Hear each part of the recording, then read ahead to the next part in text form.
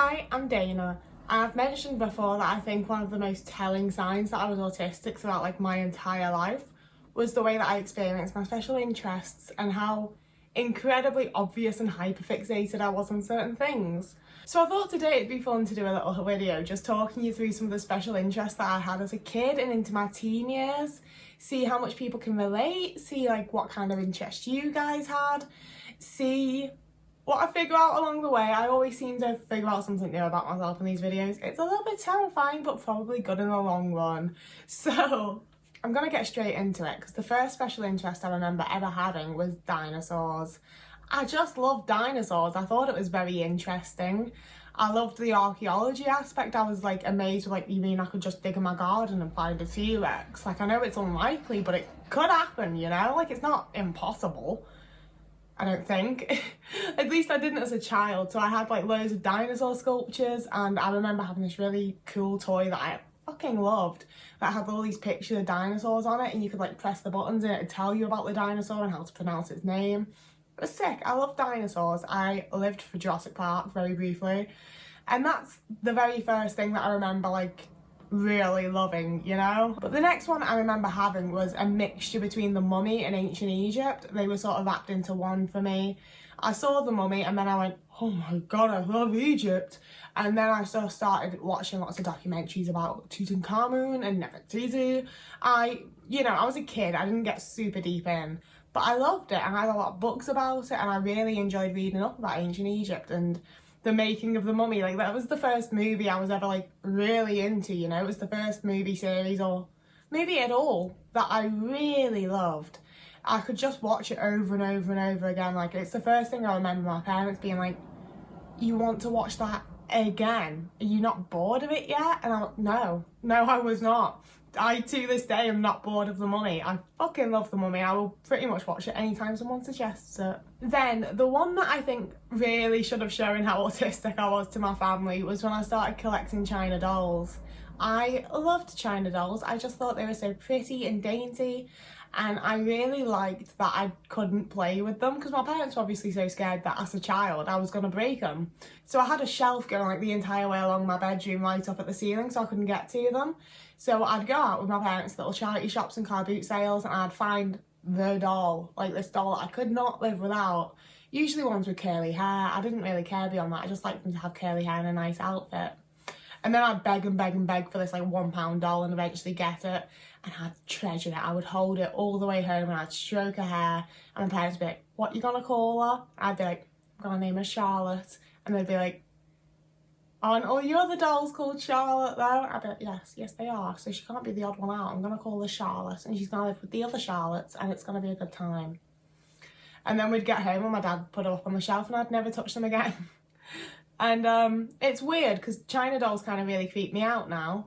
I'm vaguely convinced that most of them are haunted, but at the time I still vaguely thought some of them were haunted, and sometimes the ways that their eyes glinted in the dark kind of creeped me out.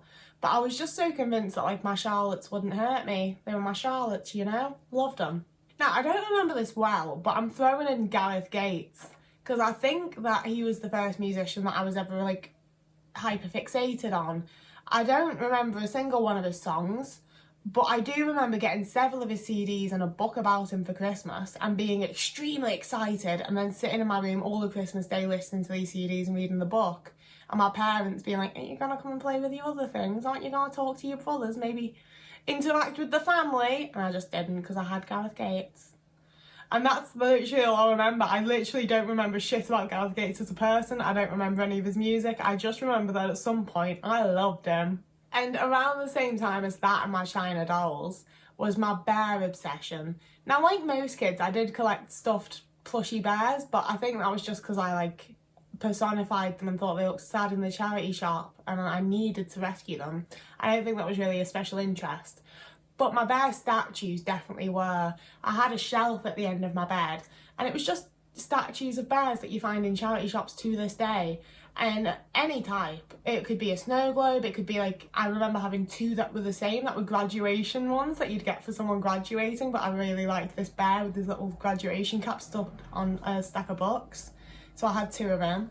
I just really liked them. And I kept them all on my shelf, and each night I'd say goodnight to them, and each morning I'd just sort of like dust them off, and I'd move them but put them back exactly where they'd been because that was where they went. And that was my bear collection. I just really liked them, and I wanted pretty much any bear that I saw, but it had to be the right type at the same time. Like, my mum bought me one that was about this big, and it was like white porcelain, and that wasn't what I wanted. I wanted the ones that were like spiky and nice to touch. And then comes in where things I think are a little bit different for, again, I don't like sectioning off male versus female autism because I don't think that's how it works. But I think that there is a definite difference between certain people's experience of being autistic. And more often than not, I do think it tends to line up with being male or female, but I think it also varies greatly. But I think that one of the main places that it deviated for me as a girl from most people's sort of stereotypical autism experience was that I started getting into things like brats. And that's a normal thing for a little girl to be super hyper into, you know? If I'd been maybe like really into planes or trains or, you know, the Star Trek, I don't know, the many very autistic things which are later to come, don't get me wrong, I think it probably would have been picked up on a bit more. But it just didn't seem that out of the norm for a little girl to be obsessed with these dolls.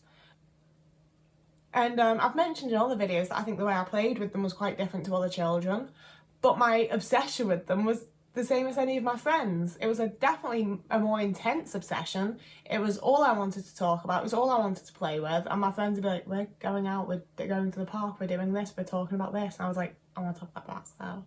Can't we play with brats though? I want to do brats.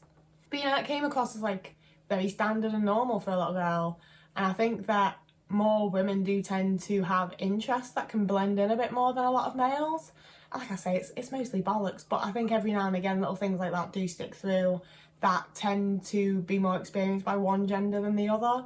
But it's experienced by both in different ways, and it's a whole thing, so yeah. But then came the autism, because then I got really into Doctor Who. In year 4, my year 4 teacher when I was 8, he changed me. He created what you see in front of you near enough, honestly, because he told my mother, like, oh, have you heard Doctor Who starting back up? I think Dane would really like Doctor Who.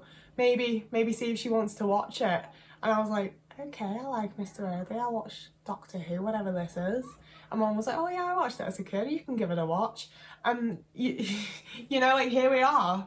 I think Doctor Who was my first special interest that sort of is the same as the ones I have now. Like, most of my special interests now tend to be TV shows, and they do tend to be the ones that have this sort of like, different is good, you can be special and still be like everyone else because everyone's special, and this like acceptance, and that's what Doctor Who was and is for me. It's a safe space for all and all that bollocks they've been using on the new merch and promo shit, and I loved it. And my same teacher also had Gandalf on like the little name plaque outside his door, and he was absolutely outraged that no one in my class knew who Gandalf was. We were all like, is he Dumbledore? What is he? Is he a wizard? Like, who's that guy? So he had to like march out and roll back the TV with the fucking VCR and everything so that we as a class could watch Lord of the Rings. And it was just love at first sight for me. I just, right off the bat, I was just drawn in, you know, like the intro is just iconic. Who doesn't love the intro? It's just perfect. And right off the bat, I was like, oh, this is the shit. So he let me stay in his classroom and watch Lord of the Rings on break times and lunch breaks.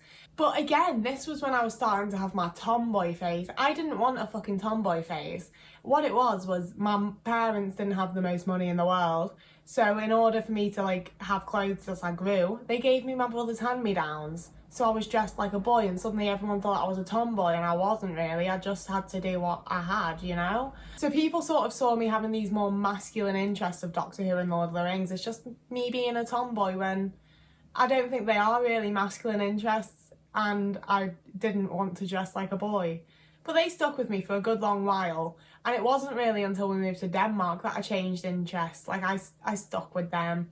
And then when we moved to Denmark, it was the first time in my life that I had Disney Channel, because in the UK, at least at that time, the only children's channels that we had was CITV and CBBC. So like Nickelodeon and Disney seemed like what the cool kids watch. You know, I wanted to be one of those Nick Jr. kids or whatever. So I was absolutely buzzing to have Disney Channel. And then I sat down to watch it and realised they dubbed it all over in Danish. And I was heartbroken. However, from 8 until 10 at night, it was the original English shows. I presume that Danish kids would fuck off to bed. But that meant that every night from 8 till 10, I was like, I'm taking over the living room, I'm watching Disney Channel. And it was... oh, can I still remember? It was Hannah Montana, Wizards of Waverly Place, Sweet Life of Zack and Cody, and When the Bell Rings. They were the shows that they had on at like that night. And Corey in the House, and sometimes Phil of the Future. I just was obsessed with like anything Disney Channel pumped out, that very specific few shows, like, because that was all they did to me. As far as I knew, that was all that there was. So I was really obsessed with them. But I also got, like, more so than anything, into Hannah Montana. I loved the idea of being able to have, like, an alter ego and a second person that you can, like, become so no one knows how cool you are. And I came up with my alter ego of Alexis Texas. Don't Google her, she's a porn star. I didn't know that as an 11-year-old. And I was part of Miley World. Did anyone else have Miley World? Because it was one of those sites you had to pay, like, a year's subscription to. I hounded my dad for it for months. Like, I had to just piss him off to the point where he was like, fine, just so you'll shut up. And I was like, yes. And it came with like a signed picture and your Miley World Club card with your picture on it, which I didn't need, thank you Miley.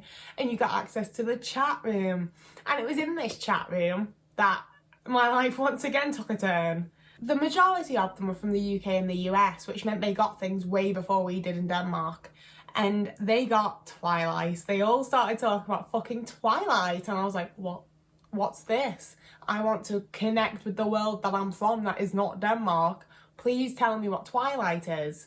So I did some Googling, and I did some more Googling, and I found out that like 2 months later it was being released in Danish cinemas. So when it finally did, I went to see Twilight and basically shit my pants. It was everything I'd ever dreamt of. I loved it. I was such a Twilight bitch. I do have an info dump about how much I love Twilight if you want to just hear me go off about Twilight.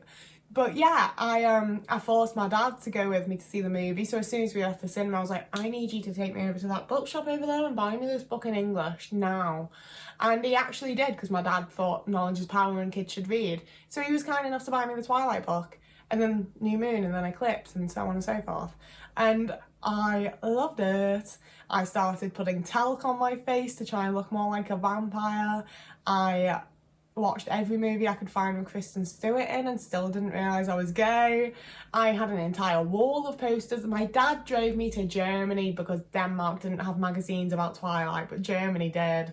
And I needed them. So we drove to Germany so I could buy German magazines that I did not understand just for the posters. And I loved it. Absolutely adored it. And I think I think my brain was kind of like, yo, we're steering a bit close to the sun with this Kristen Stewart obsession. Let's go for Leonardo DiCaprio. So I started watching lots of Leo's movies, and I especially fixated on Titanic. And I think this is a common one. I've known a few autistic people that have been like hyper focused on Titanic. And I think it sort of ties into when there's like lore or backstory, which sounds kind of gross because I know people died on the Titanic. I don't mean it to sound insensitive, but it is. It's like how with the Mummy, I could then delve into like archaeology in ancient Egypt, and this is what Evie would have been into. And it was very much with Titanic, it's like, oh, it was an actual event. There's lots of stuff I can look up and I can compare this in the film to this in real life, and oh, did they have this and did they have this? And it becomes like a whole thing that's not just a movie anymore, because obviously it wasn't just a movie, but you know, as a special interest, it was just something I could really delve into. And I took it a little too far and started listening to like certain types of Irish music because I liked the third class party music. But yeah, Titanic was a whole thing for me. And it's another one where I spent a lot of time looking at Kate Winslet in that movie and still didn't realise. And actually, as filming this video, I've just noticed the trend of the next several ones is that I was obsessed with women right at the point that I was like coming into puberty and everything. And I definitely should have realised some shit. But the next thing I was obsessed with was Tim Burton / Sweeney Todd. I loved all of Tim Burton's movies, but I mostly loved any of them that had Helena Bonham Carter in. I also really loved Winona Ryder, and this was around the time I saw Heathers, which I definitely had like a minor special interest in, but it was mostly Tim Burton movies, and especially Sweeney Todd. Right, maybe this is one of those things that you shouldn't admit on camera, but I kind of have a fascination with cannibalism because it just fucks me off. I'm just like, you can eat a person. Like, I'm not going to, I don't think you should, but it is technically something that you could do, you know? Like, I know that applies to, like, everything that's against the law. I could just go out and buy a load of coke. I could just go out and murder someone. But the fact that, like, people specifically eat another person, I think especially being vegan, it doesn't even freak me out. It just fascinates me. I'm just like, what the fuck? Like, are you gaining powers? Like, it's fucked. And that's why I had a thing for Hannibal a few years back too. I don't know, it was even a few years back, it wasn't that long ago. But yeah, I really enjoyed Sweeney Todd. I love a musical. There's been many a musical I've enjoyed through my life, and Sweeney Todd's probably, no, it's not my favourite. Heathers the musical or Beetlejuice is probably my favourite. But I really loved Sweeney Todd to the point that I listened to it. Like, I watched the movie, but like, I didn't sit down and watch it. I just listened to it as background noise every morning before school for about a year.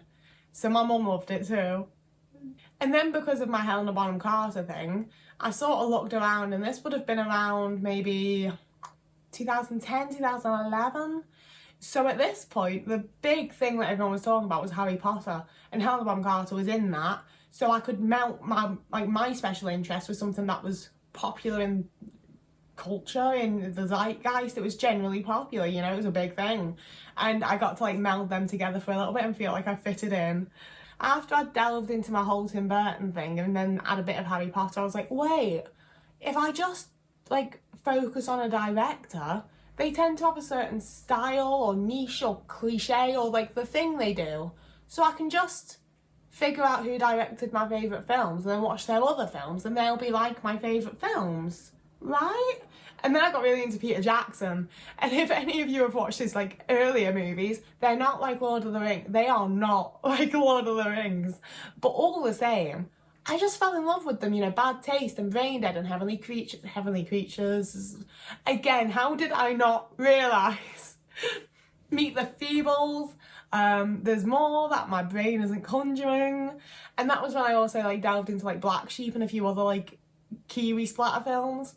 And if you keep up with me, you'll know the whole fucking New Zealand thing's coming right back thanks to Tiger. And finally, this was an offshoot again from Peter Jackson, is the Beatles.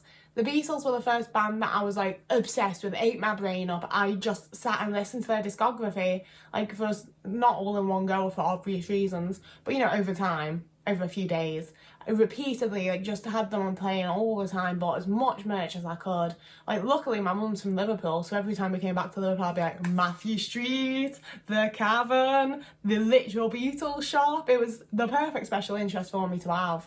And it stemmed entirely from the bit where Peter Jackson used them in a fucking car to throw him off a cliff because he didn't want to put real actors in the car or whatever. I just became obsessed with the Beatles. So you can imagine that when Get Back came out, I lost my fucking shit. Finding out Peter Jackson was giving us a documentary about the Beatles was just the cherry on top of life for me. I was so happy. And it was I loved Get Back, man. I loved Get Back. But yeah, that's when I was around 13, 14. Loved I forgot the Elvis phase. I had a Elvis phase quite a lot earlier. I knew I'd forget some and then remember some and whatever else. But yeah, I've had a lot. Like, this is literally like half of my life. So there might be a part 2. I don't know if it's interesting enough for a part 2 considering how long it's taking. But I would love to hear about your special interests in the comments, especially ones from childhood, but not exclusively. I just think it's interesting to look at where we've come from, and especially as children, it's obviously like the most authentic a lot of us have ever been, and the most we've ever like allowed ourselves to be our normal autistic selves. So I think it's interesting to look back on what we liked as kids and see if we still like it, you know, like especially when it's come to stimming. My main thing has been looking back on childhood, so I think it's kind of fun to look back on childhood special interests and see where we've come and where we're going with them, and it's just a good time. So if you wanted to comment, please do. But whoever you are, wherever you are, I've got a hair in my mouth. Whoever you are, wherever you are, I hope you're having a lovely morning, evening, day, afternoon, week, month, year. And I'll see you again in a few days.